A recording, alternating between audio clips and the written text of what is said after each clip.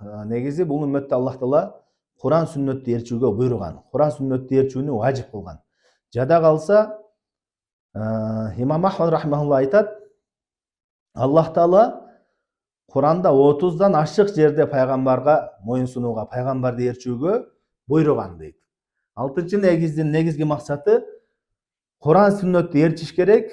Андан кийин бөлүнүп жарылган, кийин чыккан ойлорду ээрчибестен Куран сүннөткө кайтууга чакырып атат.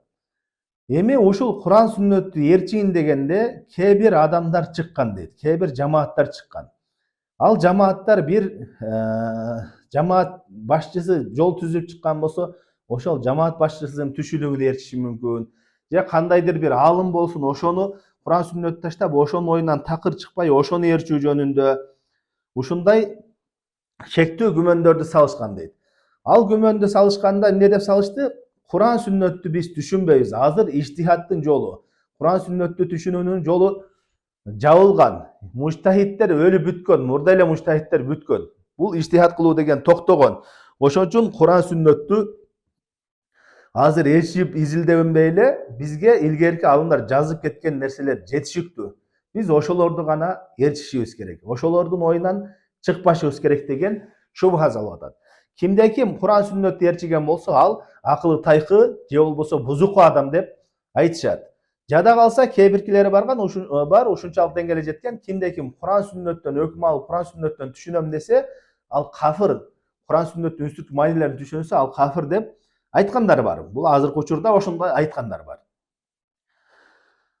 Эми Аллах Таала Куранны, пайгамбар саллаллаху алейхи вассалам сүннөтүнө карап көрө турган болсок, ушунчалык деңгээлде ачык айкын Куран сүннөттү ээрчүүгө Аллах Таала үгүттөгөн. Бул алым айткандай эле, ал булардын жана шек күмөнү эч кандай жараксыз экендигини баяндаган. Ошол аяттардан кээ бирлерине эскере турган болсок, Аллах Таала Куранда айтат: "Китабун анзалнаху илейка мубаракун". Биз сага дейт пайгамбарга, берекелүү болгон китепти түшүрдүк дейт. Не үчүн түшүрдү Аллах Таала? Айтат: "Лияддабару аятихи ва лиятазаккара улул албаб". Ал Куран китептин, берекелүү китептин аяттарыны адамдар акыл калчап, ой жүгүртүп, ошондон эмне эскерүү өздөрүнө пайда алыш үчүн дейт. Акыл ээлери пайда алыш үчүн. Эми Куран сүннөттү муштахид мутлактан башка бирөө түшүнбөй турган болсо, анда акыл ээлери кантип Курандан пайда алат? Эч кандай пайда албайт. Бул аяттардын мааниси жок болуп калат анда. Андан кийин Аллах Таала Куранда айтат: "Афала ятадаббарунал Кур'ана ам ала кулубин акфалуха". Адамдарды айтып атат. Булар эмне Куранга ой жүгүртүп, тадаббур кылып, ой жүгүртүшпөйбү, акыл калжашпайбы дейт. Же алардын жүрөктөрү жабылып калганбы дейт. Башка аятта айтат: "Инна хадал Кур'ана яхди лиллати хия аквам". Чынында бул Кур'ан хидаят болгон, эң бекем болгон жолго баштоочу дейт. Эгерде Куран сүннөттү түшүнбөсөң, кантип ал баштайт? Түшүндүңбү? Андан кийин булар айтты, бул алым айтты. Ушундай шарттарды койду муштахидке. Ал муштахид ушундай шарттарда болуш керек. Ал шарттар Абу Бакр, Омарда дагы жок дейт. Ошол шарттардын кээ бирлерин эскергенден айтат, Куранды толук жатка билиш керек ар бир аятыны.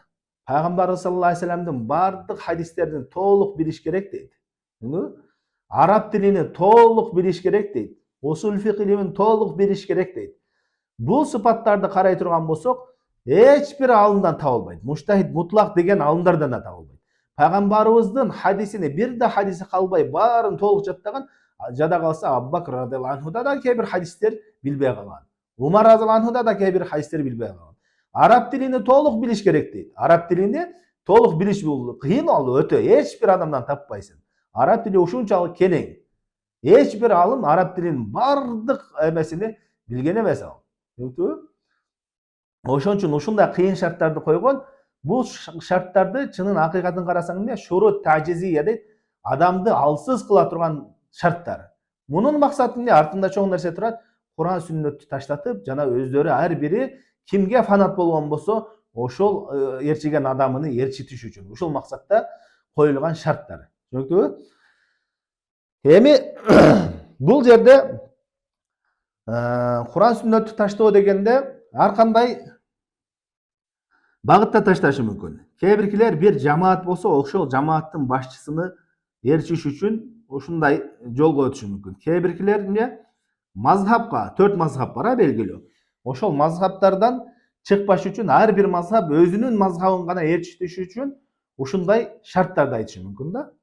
Ошон үчүн ушул мазхабтар жөнүндө, Куран сүннөттү түшүнгөндө кандай түшүнөт, анын кандай шарттары бар, ошол маселелерге бир аз токтолуп кетебиз. Биринчиден, Куран сүннөттү ээрчиш бул важип. Куран сүннөттү ээрчиш жалпы үммөткө важип. Аллах Таала Куранда айтат: "Я айюхаллазина аману ати'у Аллаха ва ати'у расула ва улил амри минкум." О иман келтиргендер, Аллах Таалага, пайгамбарга жана өзүңөрдөн болгон башчыларга моюн суңула деди. Аллах Таалага кантип баш ийебиз? Куран китебине. Пайгамбарга, пайгамбарды ээрчүү менен баш ийебиз. Жана Аллах Таала Куранда айтат: "Fa in tanaza'tum fi shay'in farudduhu ila Allahi wa rasulihi in kuntum tu'minuna billahi wal yawmil akhir. Zalika khayrun wa ahsan ta'wila." Эгерде силер динде бир маселеде талашып тартышып калсаңар, эмне? Анда Аллахка жана пайгамбарга кайтаргыла. Эгерде силер кыямат күнүнө иман келтирген болсоңор чындап эле. Мына ошол силер үчүн туура чечим деп атат. Демек, Куран сүннөткө амал кылуу ар бир үммөткө важип бул. Куран сүннөткө амал кылуу бул үммөткө важип. Жалпысынан да бул жалпысынан. Эми Куран сүннөткө амал кылуу важип экен. Андан кийин экинчи маселе. Кимде ким Куран сүннөттүн негизинде диндеги бир маселени ачык айкын билген болсо, туура экендигин Куран хадистин негизинде билген болсо, ал ошол билген нерсесини кандайдыр бир адамдардын ою үчүн, сөзү үчүн таштаганы болбойт. Имам Шафи рахмахуллах айткан: "Ажма'ал улама", алымдардын арасында ижма болгон. Ижма деген алымдардын, муштахид алымдардын баарын бир пикирге келишүүсү. Бир пикирге келишкен дейт. Кимге пайгамбары саллаллаху алейхи вассаламдын сүннөтү ачык айкын болгон болсо дейт, ал үчүн ошол сүннөттү билгенден кийин кандайдыр бир алымдардын, кандайдыр бир адамдардын сөзү үчүн ошол пайгамбар сүннөтүн таштаган болбойт дейт. Демек, пайгамбары саллаллаху алейхи вассаламдын сүннөтү ачык болгон болсо, ага башка бир алымдын сөзү канчалык ал кадыры баркы чоң болсо да каршы келген болсо, аны ташташ керек. Демек, жалпысынан Куран сүннөттү ээрчүү важип экен дедик, Эми ушул Куран сүннөттү ар бир адам эле өзү Куран сүннөттөн түздөн-түз өкүм ала береби же кандай дегенде, жалпысынан адамдар экиге бөлүнөт. Биринчиси алымдар, илим ээлери. Экинчиси болсо карапайым илимсиз адамдар, Илим ээлеринин милдети эмне? Куран сүннөттүн негизинде адамдарга шариятты баяндап берүү. Кандайдыр бир адамдын оюнун негизинде эмес, ошо Куран сүннөттүн негизинде баяндап берүү. Ошол илим ээси деген Куран сүннөттөн пайдалана ала турган адам ким? Ал алымдар шарт койгон, эң биринчиден усулул фик илимини билген болуш керек. Бул шартты көптөгөн алымдар эскерип кеткен. Рази эскерип кеткен, Шаукани эскерип кеткен. Бир нече алымдар өздөрүнүн китептеринде, Абу Музаффар Самани деген алым, бир нече алымдар өздөрүнүн китептеринде эскерип кетет. Муштахид болуш үчүн, муштахид мутлак эмес, муштахид болуш үчүн, Куран сүннөттөн пайдаланыш үчүн, туура далил чыгара алыш үчүн сөзсүз түрдө усул фик илимини билиш керек дейт да. Ошол усул фик илимин билген адам ошону илимдүү дейт. Эгерде ал арабча билсе дагы усул фик илимин билбей эле жөн эле бирөөлөрдү ээрчий турган болсо, ал алым болуп эсептелинбейт. Ал мукаллид, ээрчүүчү болот да. Ошол алымдардын максаты эмне болуш керек? Адамдарга Аллахтын шариятыны Куран сүннөттүн негизинде баяндап бериш болуш керек. Кандайдыр бир адамдардын оюнун негизинде эмес, өзү Куран сүннөттүн негизинде баяндап берип болуш керек. Ал эми адамдардын экинчи тайпасы булар карапайым адамдар дедик. Булар мукаллидтер, ээрчүүчүлөр. Алардын максаты ошо Аллах Тааланын динини, пайгамбарыбызды ээрчип, пайгамбарыбыз көргөзгөндөй ээрчип кылуу болуш керек дагы, бирок ошону каяктан билет?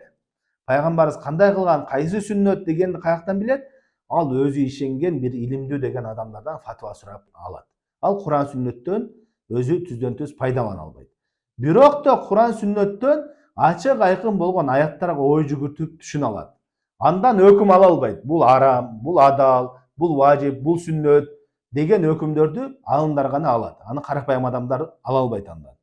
Карапайым адам ой жүгүртөт, Kur'anda okуяларга ой жүгүртөт, Аллах Тааланын ысым сыпаттарына ой жүгүртөт. Көптөгөн аяттар келген ачык айкын. Ошолорго ой жүгүртүп акыл калчаса болот. Бирок андан өкүм алыш илим ээлеринин милдети. Демек, биз эки тарапта тең аша чабып кеткен болбойт. Куран сүннөттү карманыш керек десем эмне? Карапайым адам деле өзү окуп алып эле далил ала берген, бул далил дей берген болбойт. Бул арам, бул сүннөт, бул бидат деп ала берген болбойт. Сөзсүз түрдө илим ээлерине кайтыш керек. Ошондой эле илим ээлери кандайдыр бир алымдын жолун кармап алып, ошону пайгамбар деңгээлине көтөрүп алып туруп, Куран сүннөттү таштап, ошонун айтканынан чыкпай кете бергени болбойт. Илимдүү адам Куран сүннөттүн негизинде Аллах Тааланын алдында жооп берет. Адамдар сураган болсо, сураса, ошо Куран сүннөттүн негизинде ага жооп бериш керек. Пайгамбарыбыздын сүннөтүнү баяндап бергенге аракет кылыш керек. Аллах Таала ушул жөнүндө Куранда айтат: "Фасалу ахла зикри ин кунтум ла та'ламун." Силер билбесеңер, билгендерден, илимдүүлөрдөн сурагыла деди. Демек, Аллах Таала бул жерде адамдарды экиге бөлүп атат. Билбегендер эмне? Карапайым адам. Билгендер илим ээлери. Билбегендердин милдети билгендерден суроо, илим ээлеринен. Ал эми билгендердин милдети ошого шариаттын негизинде, Куран сүннөттүн негизинде баяндап берүү. Түшүнүктүүбү?